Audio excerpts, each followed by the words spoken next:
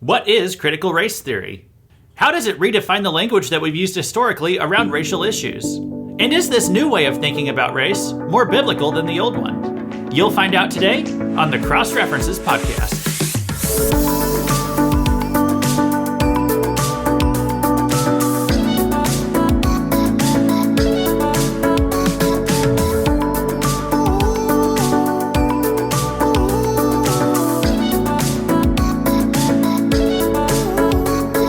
Welcome to the Cross References podcast, where you learn how every small piece of the Bible tells one big story, and most importantly, how they all connect to the cross and Christ.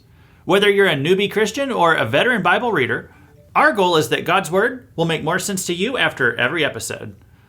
This is Luke Taylor. I'm a pastor and anti-racist, and you'll find out why today. But let me start by saying this. I'd like to know where things come from. For example, last year, I took the youth group at our church out to the bowling alley, and our local bowling alley had recently been renovated, so it was pretty clean. I mean, pretty clean for a bowling alley. If I'm that concerned about cleanliness and germs, I'm probably not going to be in a bowling alley in the first place. But it's much cleaner than it used to be.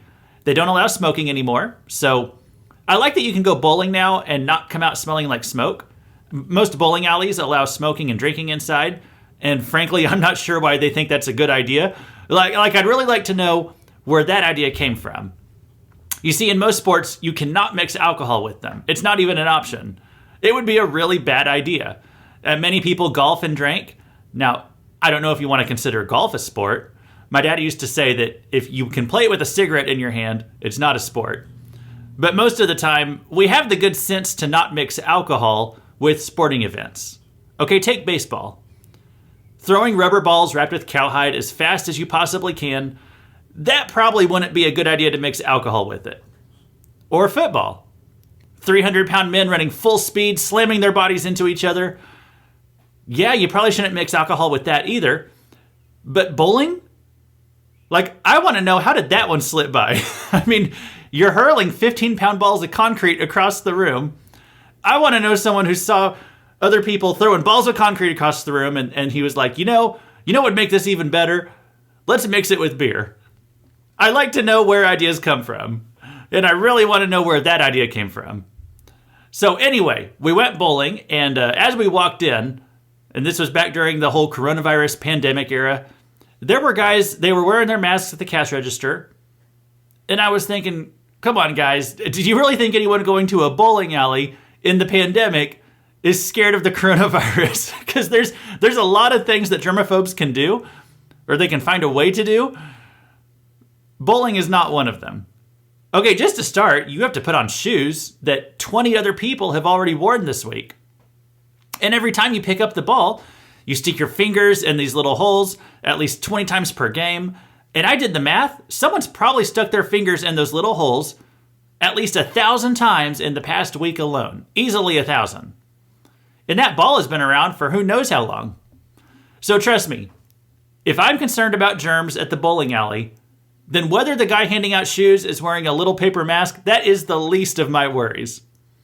When I was growing up, they called exposure to germs, we just called it building our immunity.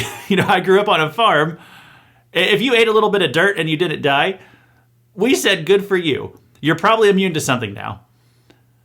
And I want you to know something. The bowling balls at the bowling alley, they get picked up 1,000 times each week by all kinds of people. So if the coronavirus is going to be anywhere, it's probably in one of those germ-infested bowling ball holes.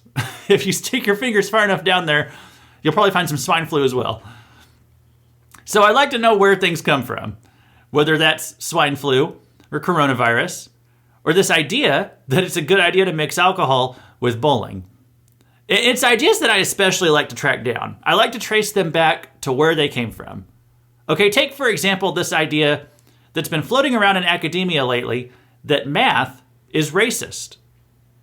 Yeah, you heard me right. Math is now racist. The Oregon Department of Education put out new guidelines a year or two ago, and they were warning of what they define as white supremacy in mathematics. And here are the symptoms of white supremacy in math. Okay? When the focus is on getting the right answer. And they put right in quotation marks. That if you focus on getting the right answer in a math problem, They say that's white supremacy. Or take this. This is a real quote. When you say that real world math is valued over math in the real world. I'm like, what does that even mean? And then the people who followed this, they claimed that saying 2 + 2 = 4 is racist. If you assert that it's objectively true that 2 + 2 = 4, that is racism according to these new guidelines. Here's a direct quote. The idea of 2 + 2 = 4 is cultural, and because of Western imperialism and colonization, they think it is the only way of knowing. So when I see someone saying something that's that insane, I have to ask, where did this idea come from? Someone didn't just wake up one morning and decide that 4 is racist. That had to be based on some strange underlying belief. And what does this idea go back to? Well, that idea is critical race theory, which you probably knew if you saw the title of today's episode. Critical race theory. This is the dominant way of thinking now in our institutions, in our media, in Hollywood, by most politicians in DC, many of our corporations, and sadly, it's starting to take root in the church. Critical race theory has been around for a few decades, but you're only just now seeing it talked about. You're going to see the symptoms of this belief system as I start talking about it. You're going to recognize where you've seen it popping up in the past decade. But it's now, just in the past couple years, where there's been this extreme hyper-focus on race in the public sphere. Now the mask has been ripped off. It's revealed that critical race theory is the philosophy underneath a lot of the racial turmoil in our society. And I feel burdened to talk about this because I see many people, especially younger people, getting sucked into a progressive form of Christianity through this. That once they accept the critical race theory narrative on race, they slide into a bunch of other liberal narratives as well. And conversation with people who believe this is difficult because they have an entirely different vocabulary on race, where it's like we use the same words, but they mean different things. So today, we're going to start with vocabulary. We're going to follow this idea back to where it came from, and this will help us to understand why their definitions are all different from the historic understandings about race. So this lesson and our next one, we will define critical race theory. Then we will define what a belief system is, and that won't take long. The largest part of our study will explain why critical race theory is an unbiblical belief system. This belief system is not compatible with the Bible.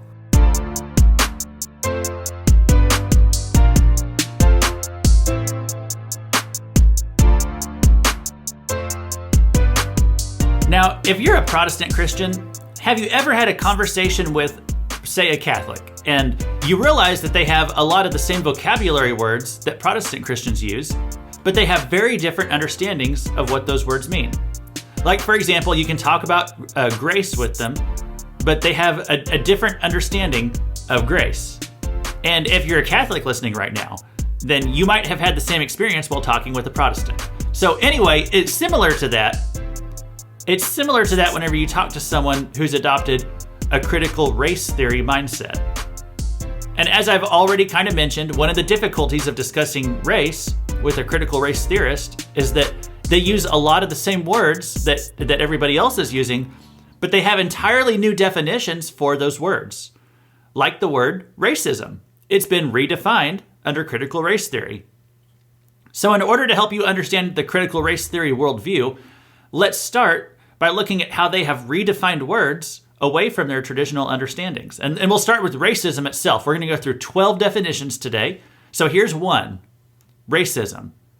Now, as you know, the traditional definition of racism is a personal animus or prejudice against another person on the basis of their race. And this is what we learned as a kid in school, that, you shouldn't judge another person, you especially shouldn't negatively judge them on the basis of the color of their skin. That is not the definition that critical race theory uses. They say that racism is any system that leads to racial disparity or inequity. Now, that's a different understanding. It doesn't have to do with what someone is thinking. It has to deal with systems of so-called oppression. When it says racial disparity or inequity, what it's talking about is when you look at each racial group and you see how they're represented in everything in proportion to their percentage of the population.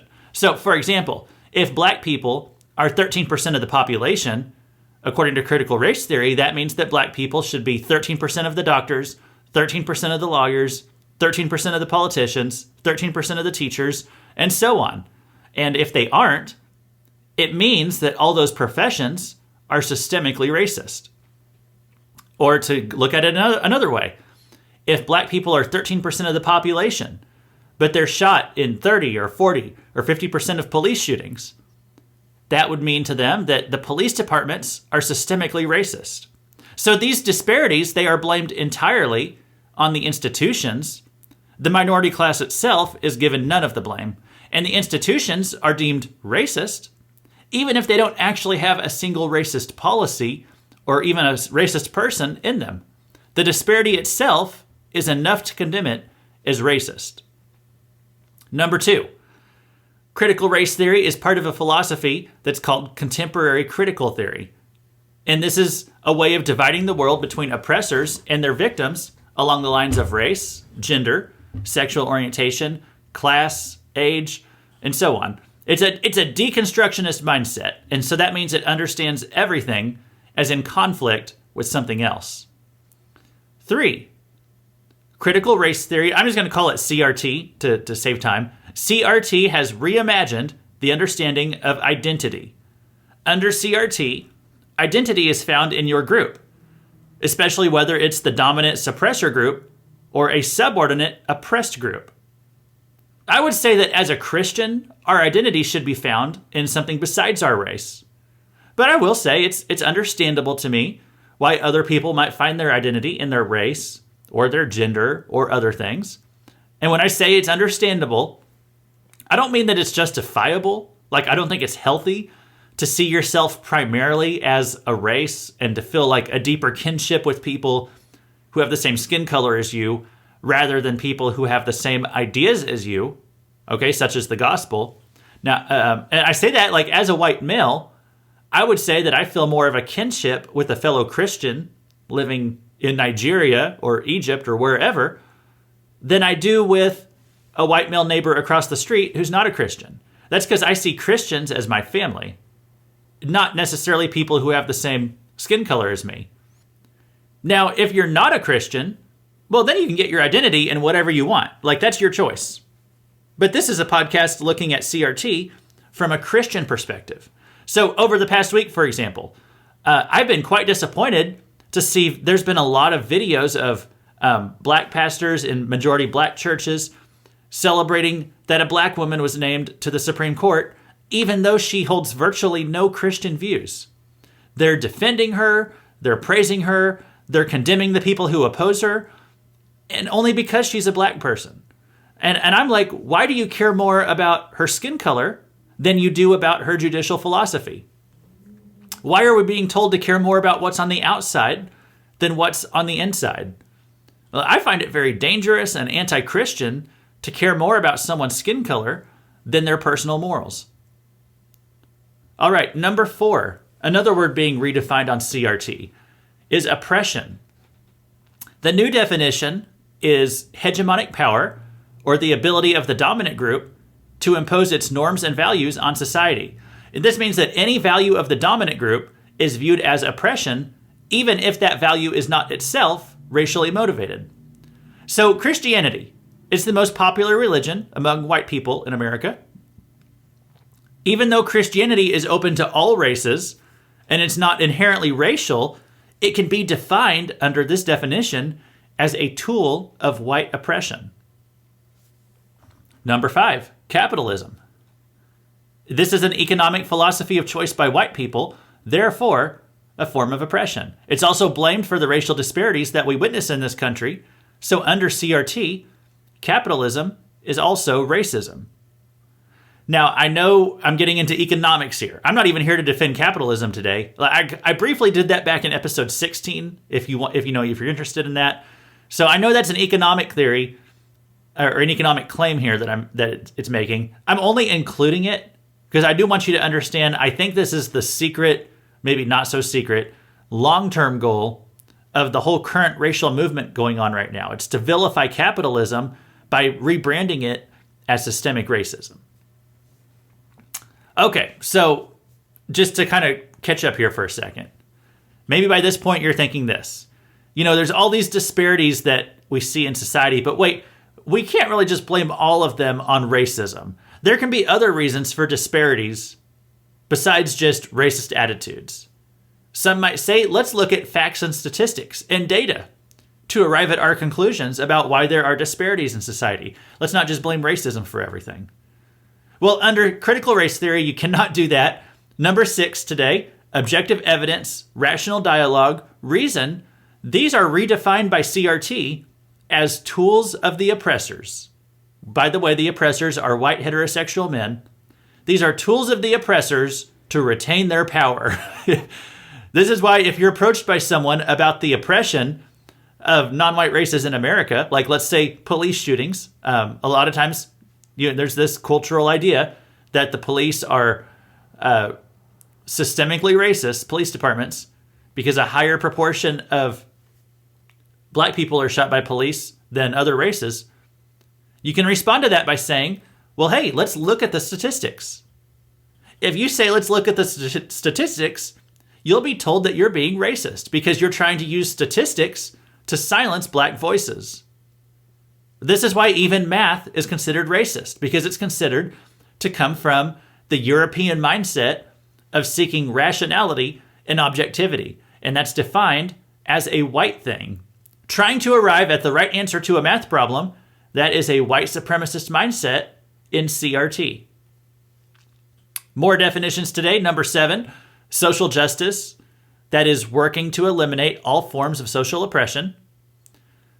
8, reality or truth.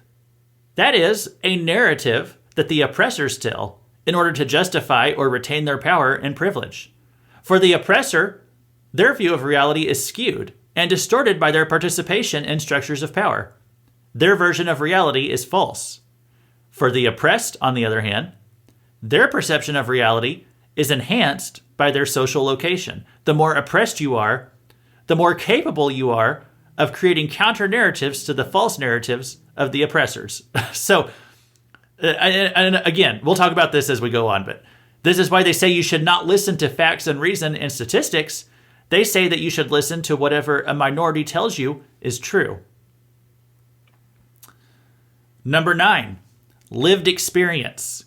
This is a phrase that you might hear a lot by people who believe in CRT. And this is an oppressed person's experiences of oppression that gives them special access to truths that are unavailable to the dominant groups. For example, speak your truth. This phrase that you hear a lot. It's the idea that one person's experiences are their truth. And remember how we defined reality and truth just a minute ago. That oppressors, which are the white people, that they aren't able to see the truth because all they try to do is hold on to power. And so therefore, a minority person's perspective is considered more credible and realistic because they say that only oppressed people can clearly see the truth. Now, as Christians, we should know that truth is not found in a particular race. It's not found along the lines of oppression.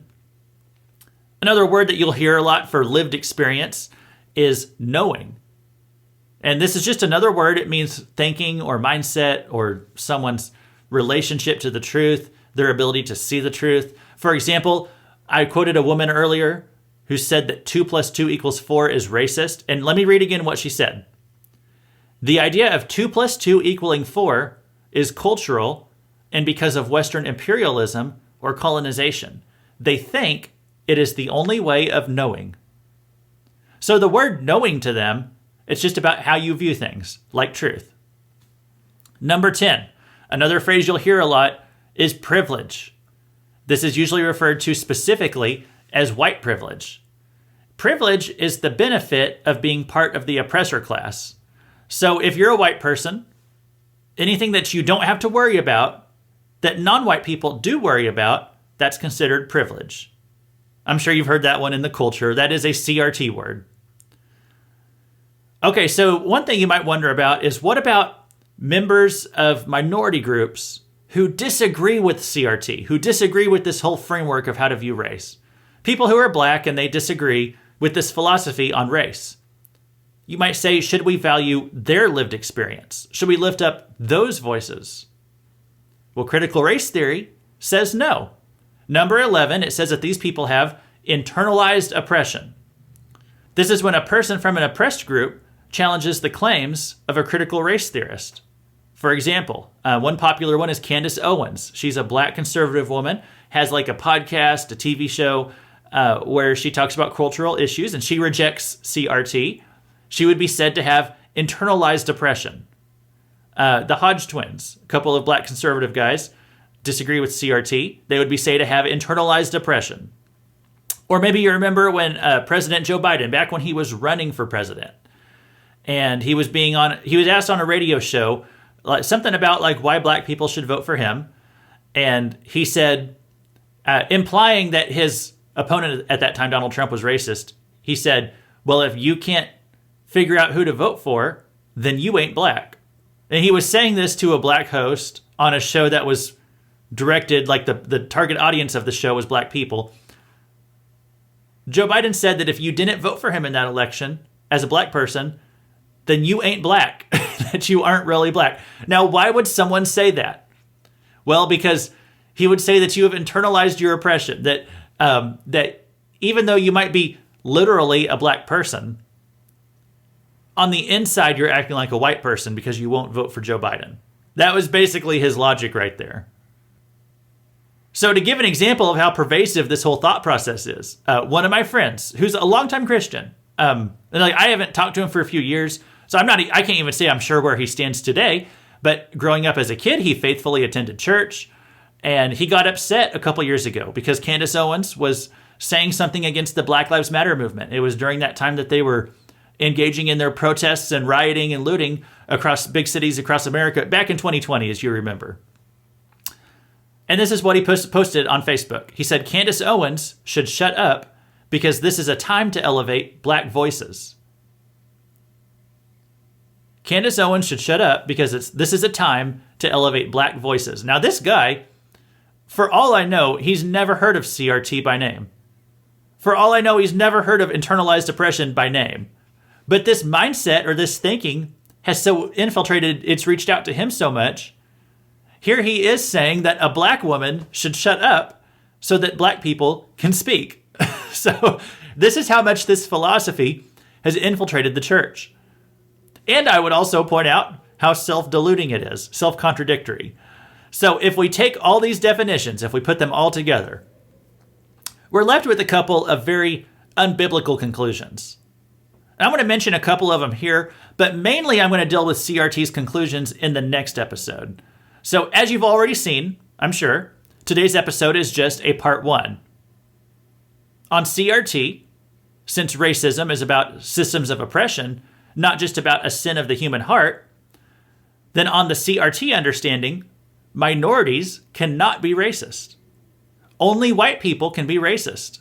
Non-white people are victims of oppression and therefore incapable of being racist. And if you think I'm exaggerating that this is what it teaches, I'm not. I'll show you. This is just the logical conclusion, though, of all the redefinitions that I gave you earlier. When racism is no longer about the human heart, and instead it's something that takes place systemically, then this is the logical conclusion.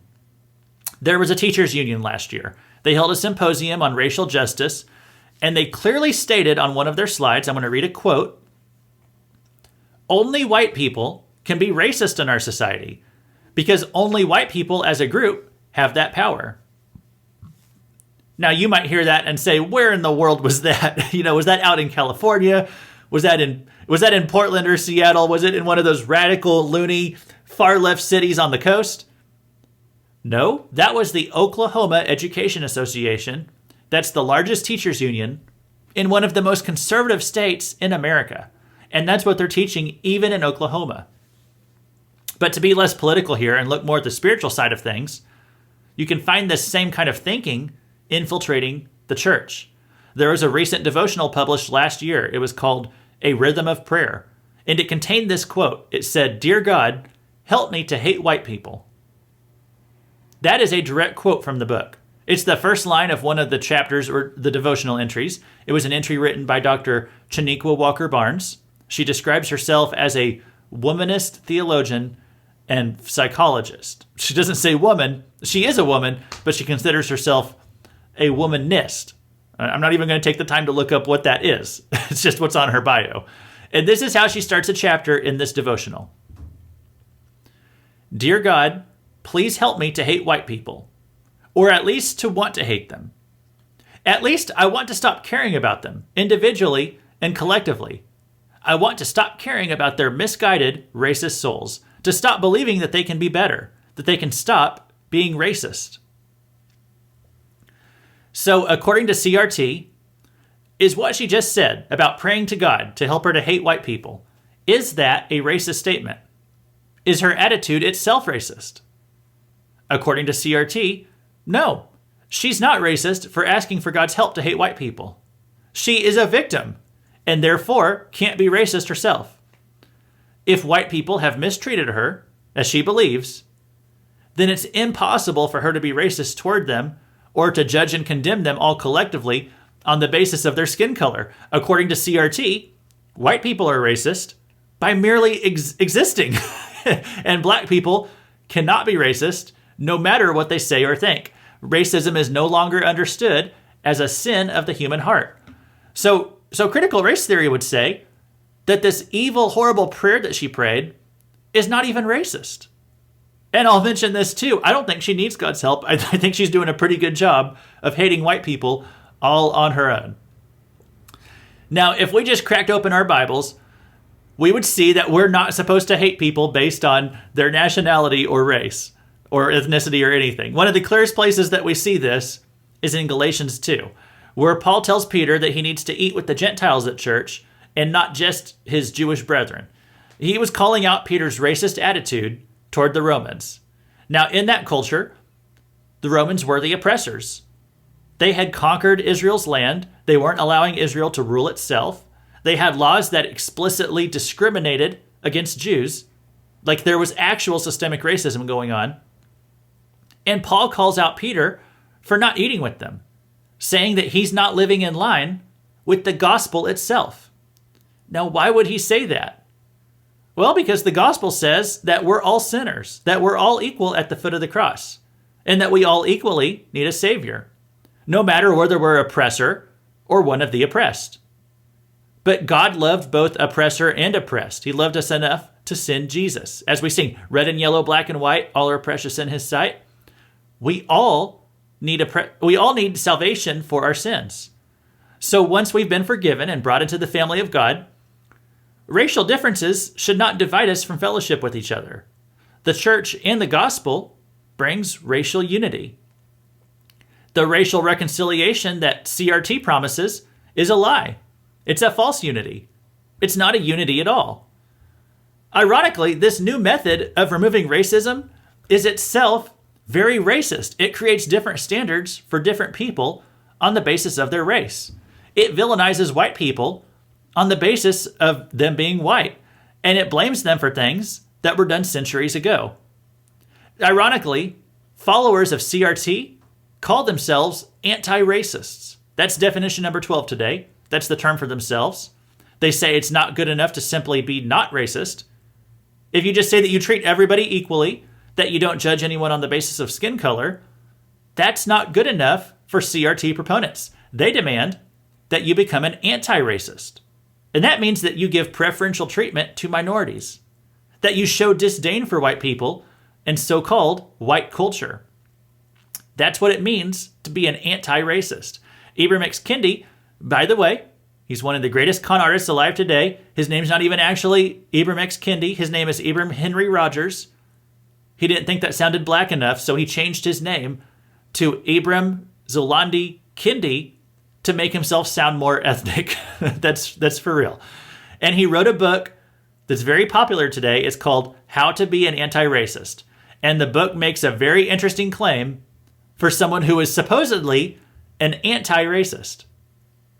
It claims, here's a quote, racial discrimination is not inherently racist. Now, why would a supposedly anti-racist person say that racial discrimination is not itself racist? Shouldn't that be the most obvious and basic example of what racism would be? Well, he says this because he wants to discriminate against white people. And he knows that on the old understanding of racism, that discriminating against white people is itself racist. So he knows he can't literally go out and advocate that without being called racist. So what does he do? He changes the definition of racism. And this is something else he writes, quote, "The only remedy to past discrimination is present discrimination." According to CRT, if he wants to discriminate against white people on the basis of race, his action would not be racist. In fact, it's called anti-racist. So happy opposite day, everybody. And I think that's a pretty good place to end today.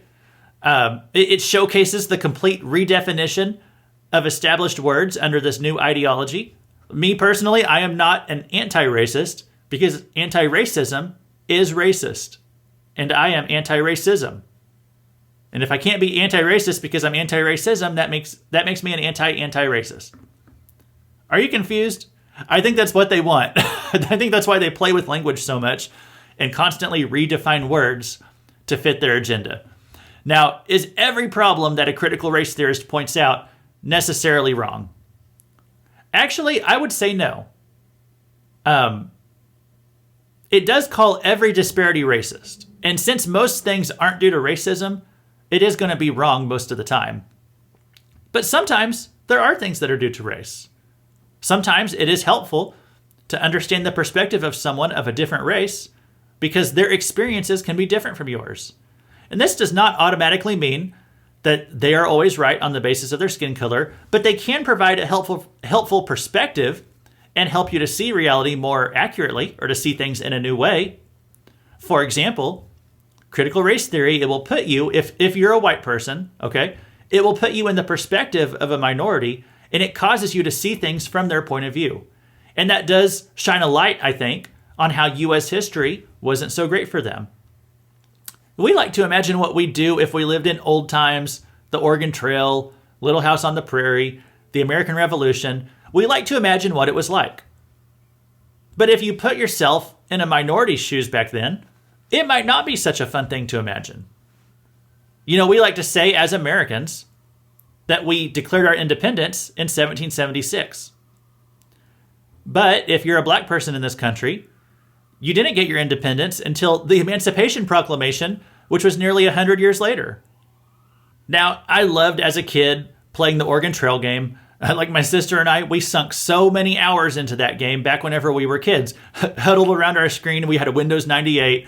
And it was, you could name your characters. We would dance to the songs as we got to the different landmarks. We used to imagine what it would be like to embark on the Oregon Trail in the 1800s, go on a cross-country adventure to see all those landmarks. I mean, we loved the heck out of that game.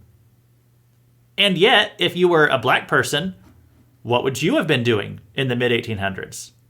It's very possible that you were suffering as a slave. So it wouldn't be as much fun of a mental exercise to put yourself back into those times and imagine what it would have been like to live back then. So here's my conclusion on critical race theory, that it asks good questions, but it gives bad answers. Critical race theory has some good questions, but bad answers. Because its solutions to solving all these racial disparity problems, its solutions would ruin this society. I mean, they already are ruining everything they touch. They're even infecting the church. A lot of the racial disparity problems, a lot of them aren't even things that are actually problems. Now, some are, but not all of them. Critical race theory is creating a racial divide in modern times that we don't need. Not that we ever need one, but things were going better before. I mean, it's terrible what was going on with black people in the mid-1800s, but that doesn't actually hurt black people in 2022. And white people should not be blamed for what a group of evil white people did hundreds of years ago. The Bible says not to blame the children for the sins of their parents. So therefore, we can't put guilt on white people today for something that slave owners did hundreds of years ago that might not have even been their ancestors, just people who had the same skin color as them. And CRT ignores the fact that people of all races had times of suffering in their history. Slavery was not invented by white people. People of all races have both held slaves and been slaves themselves. Every culture and nation in history, it either supported or tolerated the practice of slavery up until the past few hundred years. Well, critical race theory wants to respond to past injustices by oppressing white people today. It responds to injustice with injustice. But as Christians, we know that we shouldn't do evil in the hopes that good may come of it. Two wrongs don't make a right. So CRT points out some real problems. However, the solutions that it offers to fix these problems are unbiblical, and it is a worldview that is spiritually harmful to anyone who holds it. So I think we're going to have to stop here for today. All we've really done today is define CRT, and I feel like we have. But we still have a ways to go, so I'm going to save the rest for next time. But when you hear this vocabulary being used by critical race theorists, now you know what it means. It's a redefinition of terms that ignores an entire history of their usage. The most egregious one is the redefinition of racism itself.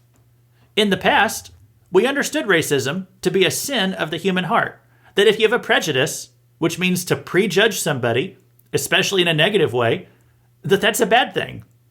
It's bad to do it on the basis of their race because that's not fair to them. It disenfranchises them.